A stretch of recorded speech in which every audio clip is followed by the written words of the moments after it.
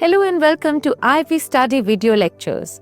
Today we will discuss the 25th chapter of Grade 8 English Grammar, and our topic is punctuation. Punctuation is something that might look tiny on paper but makes a huge difference. Punctuation marks are just like signals, like traffic signals of writing. They tell us when to stop, pause, or even exclaim something, even show excitement or ask a question. Without punctuation marks, our sentences would just crash into each other, just like cars without signals. Well, we're going to discuss about punctuation and punctuation marks in detail in this lesson. Before the end of this lesson, you will be able to identify commonly used punctuation marks, understand the purpose and use of punctuation marks, apply punctuation marks correctly in sentences. In order to complete your sentence and make it meaningful, to express the correct meaning of the sentence, we need appropriate punctuation marks. Let us discuss this example before we go further. Hey, where are you from? Hi, I am from India. As you can closely observe, there are punctuation marks in both of these sentences. We know that this is a question. How? Very good, because there is a question mark. Question mark is also a punctuation mark. Hey, that means somebody is excited to meet someone. It is an exclamation mark. Here again, hi, exclamation mark, this expresses excitement or happiness to meet someone. I am from India. This is a statement and we know that because there is a full stop at the end. This much difference is made because of punctuation marks. This is what punctuation marks help us to do, to express the tone of the sentence, the meaning of the sentence correctly. Punctuation marks refer to pauses that we use in written text to separate sentences or separate parts of sentences, helping to convey a clearer meaning. When we do not use punctuation marks, the meaning of a sentence also changes. Raghav said, Sam, you broke this vase. Here, the meaning of the sentence means that Raghav is saying, Sam, you broke this vase. So there is a proper punctuation mark after said. That means the dialogue, because the quotation mark is here, that means this is spoken by Raghav. And he is addressing to Sam and telling that Sam broke the vase. How do we know? Because there is a name after inverted commas and also there is a pause. That means there is a comma after the name. But if we change the punctuation marks, for example, Raghav said, Sam, you broke this vase. Now, is it the same sentence? Yes, but does it have a same meaning? No, the meaning is changed. Why? Because Raghav, this name has come under quotation marks, under inverted commas. That means Sam is saying, Raghav, you broke this vase. So the meaning of the sentences are changed as soon as we change the punctuation marks. So we have to be careful while using the punctuation marks because they help us to convey the correct meaning of the sentence. So now we will read a passage carefully. In this passage, there is no punctuation mark. Therefore, I will read it without any pause because there is no punctuation mark or indication for me to read as well. Let us read. There may be a dusting of truth in allergy sufferers who are complaining that this season is surely going to be a bigger headache than years in the past. Warnings for a difficult season have already been received from allergy specialists from New York to Boston, Chicago to California. This week has been one of the worst ever, rasped Lucy Hector, 60, as she bought allergy medicine at a Manhattan store. the drugstore. Literally every year is the worst year, said Wolfman, chief of allergy and rheumatology for Caledia Health and University at Buffalo. Now, we have observed that there were no punctuation marks in this sentence. Therefore, there was no indication to give a correct pause or how the sentences are separate. And even if we have the names, that means the proper nouns here like New York, Boston, Chicago. So nothing was clear in this passage because there were no punctuation marks. Now let's read the same passage with punctuation marks. There may be a dusting of truth in allergy sufferers who are complaining that this season is surely going to be a bigger headache than the years in the past. Warnings for a difficult season have already been received from allergy specialists from New York to Boston, Chicago to California. This week has been one of the worst ever. Rasped Lucy Hector, 60 years old. That means Lucy Hector, 60. That means Lucy is 60 years old. As she bought allergy medicine at her Manhattan's drugstore. Literally, every year is the worst year, said Wolfman, chief of allergy and rheumatology for Caledia Health University at Buffalo. Now here, we knew exactly how sentences were separated. Which of the words were separated? Who said what? Because there were appropriate full stops, there were appropriate pauses, there were appropriate commas, there were appropriate inverted commas. And even there we knew which are the proper nouns in these sentences because we've used capital letter. So the kinds of punctuation marks are varied. That means they are of different kinds. And each of them needs to be understood carefully so that we can apply them in the sentences. Kinds of punctuation marks. Can you identify or do you remember any of those kinds? Very good. Full stop, question mark, comma, and inverted commas. And there are other kinds as well. So we're going to study full stop, question mark, exclamation mark, inverted commas, use of comma in sentences with different words and conjunctions, and we will also study about apostrophe. So let us study these simple kinds of punctuation marks first.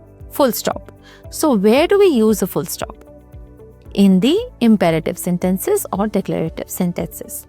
To show where a declarative or an imperative sentence ends. That means such sentences like I have to leave now. This is a statement. That means it will have a full stop at the end. Open the door now. This is kind of a command. This will have a full stop at the end. Dr. P. Monga. Sometimes we use full stop after the abbreviations as well.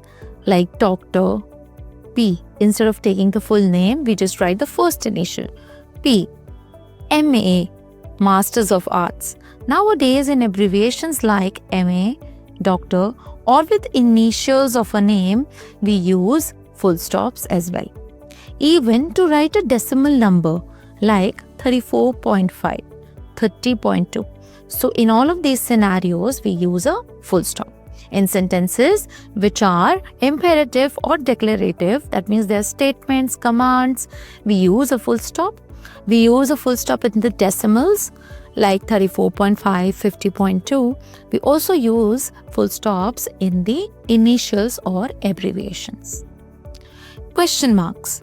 To mark the end of direct questions or question tags, we use a question mark. For example, when did he leave? You are the monitor, aren't you? So, the direct question, where did you go? When did he leave? How are you? We use a proper question mark. Sometimes question tags like, aren't you? Can't I? Don't you? Right? So if our tone is like a question, for that question tag, we use a question mark. Exclamation mark is used to express sudden emotion of joy, surprise, appreciation, etc. That means when we are exclaiming something, right? Like, oh, I have hurt my elbow. What a change. What a beautiful weather. How big is that? So in all of these sentences, when we express a surprise and we exclaim something, a sudden emotion, we use an exclamation mark. And hence, the tone of the sentence also changes.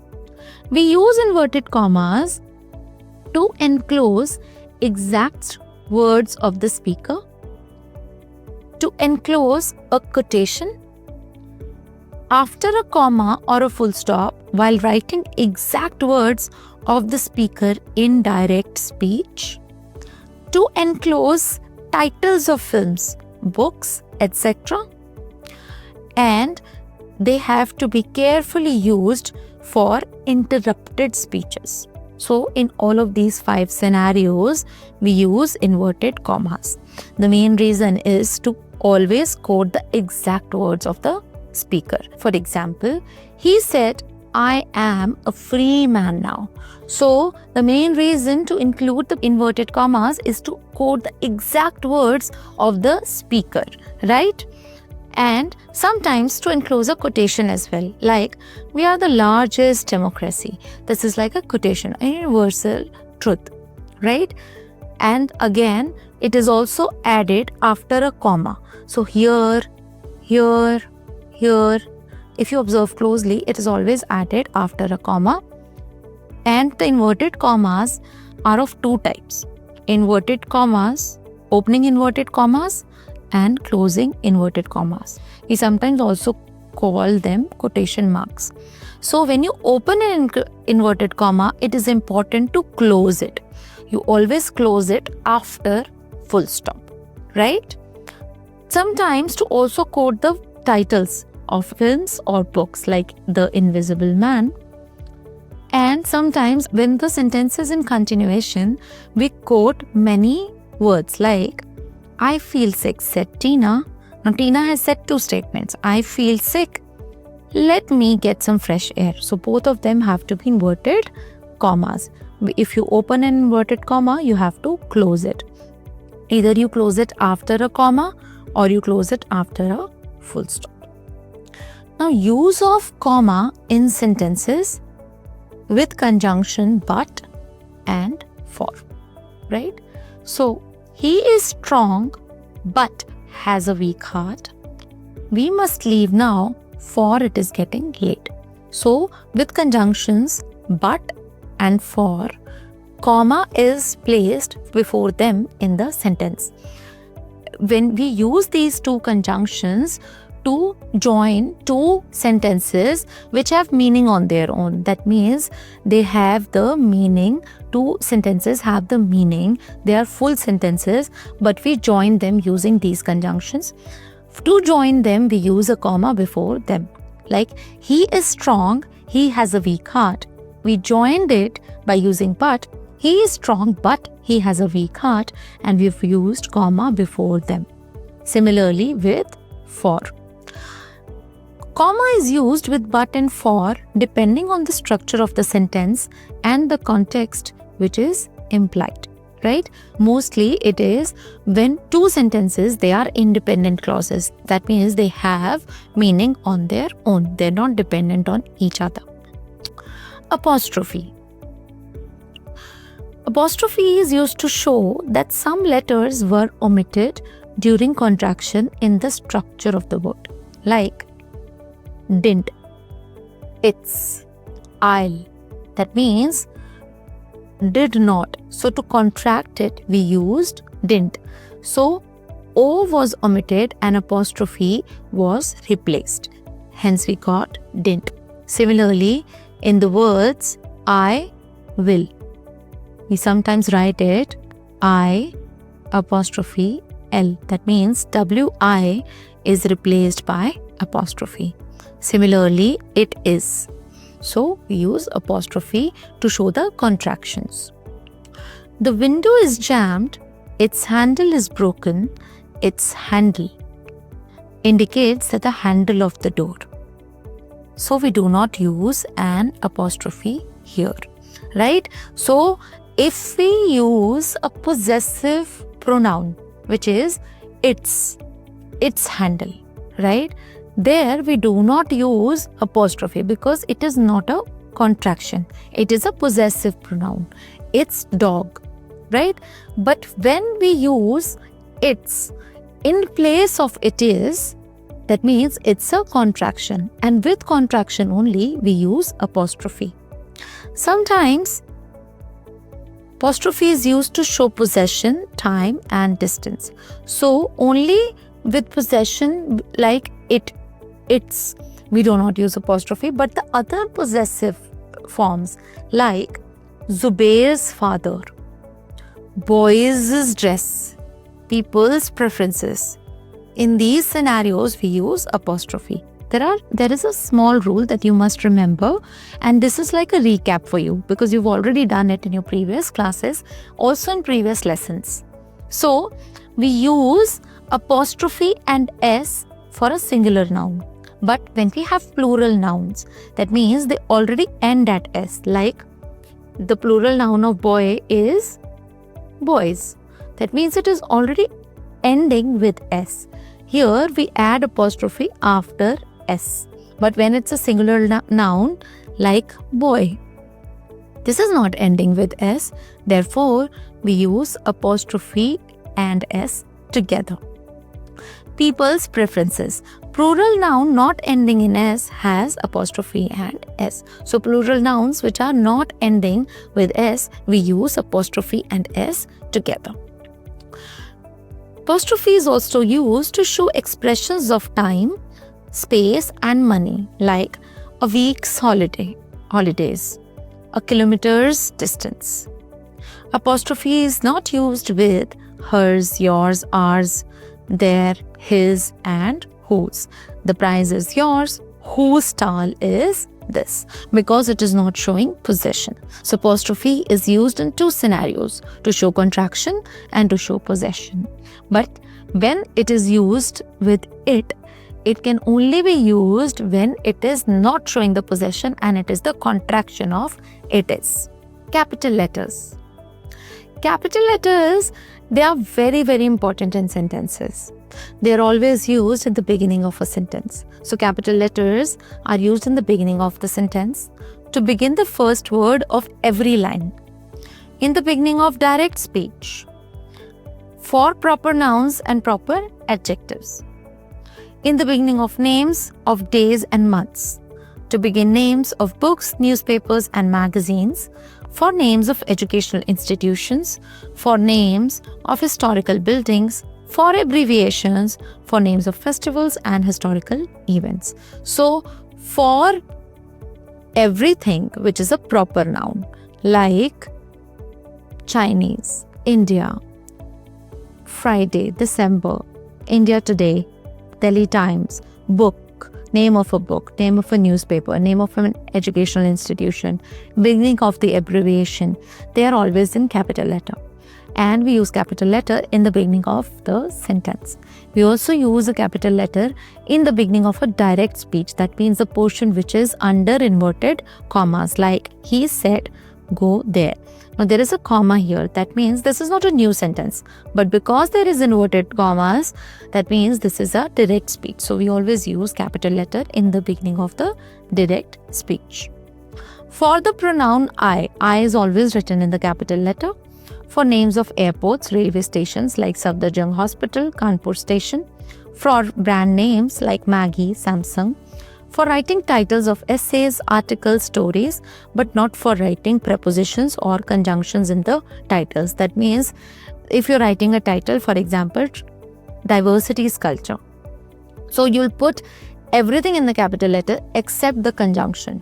And but, for, is, they are always in small letters. That means 2-letter or 3-letter word.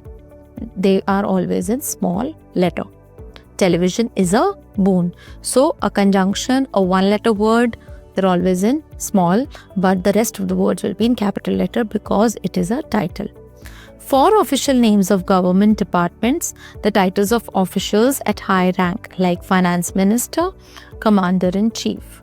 For the first word of a complimentary clause, yours lovingly. So complimentary clause, that means complimentary clause of an email or a letter. In the salutation of a letter, dear Mohit, yours sincerely. So in salutation, in closing salutation or in opening salutation, we use it in capital letter. Other important punctuation marks is comma, a colon, dash, hyphen. So these are the other important punctuation marks. Comma. A comma is used to keep apart more than two common words in sentences. So more than two common words in sentences, in order to separate them, we use a comma. I got apples, oranges and cake for you. To indicate a word or group of words in opposition, like Rohan, my classmate, is a good sportsman. So when you are telling Rohan, who is Rohan? Rohan, my classmate. Dhoni, the cricketer. So there you put a small pause. That means you put a comma. While reading the sentence, wherever you see a comma, you give a small pause while speaking the sentence. So it is used as a separator, as a separator for the introduction, as a separator for the words, to separate the words yes or no from the rest of the sentence. Like, yes, the news is true. No, I can't go to Delhi.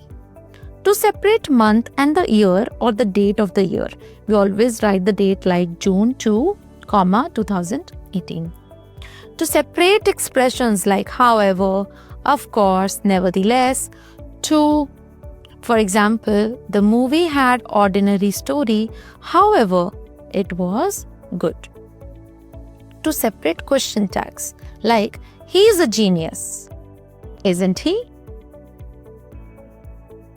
You are looking fine, aren't you? Right? So even to separate question tags, we use comma. To separate direct speech from the rest of the sentence, like Geeta said, I will leave soon. To show different clauses in sentences, like he came here, understood everything and left. But always remember, these are the dependent clauses. To mark a brief pause in a sentence wherever needed. Being tired, I slept off. Wherever we need there is a field for a pause, we put a comma. To show the different parts of an address, like D15, Harinagar, Delhi, the if clause at the beginning of a sentence is separated by a comma. That means if we begin a sentence with if, then after one clause, we put a comma to separate with another clause. These are in the case of two independent clauses, like if we are late, we will miss the train. To separate a non-defining relative clause and a defining clause does not need a comma, like I went to the city where my aunt lives. So there we already have a conjunction. There we do not need a comma. Colon. Colon is used to introduce a direct quotation or speech.